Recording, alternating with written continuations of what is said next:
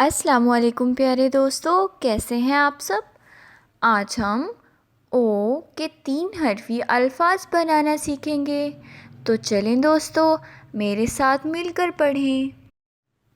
تول، تول، note, note, مور، مور، زور، زور۔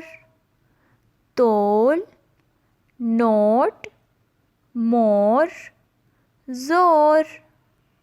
روک، روک، کوٹ، کوٹ۔ توپ، توپ، ٹوپ، ٹوپ۔ روک، کوٹ، توپ، ٹوپ۔ چلیں دوستو اسی طرح او کے 3 حرفی الفاظ کی مشق کریں گے۔ میرے ساتھ مل کر پڑھیں۔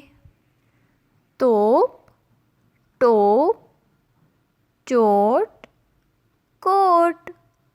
نوٹ، لوٹ، چور، زور، ڈور۔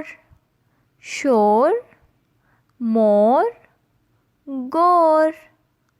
بول، تول، خول، گول۔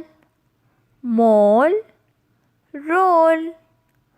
ٹوک، روک، چوک، نوک۔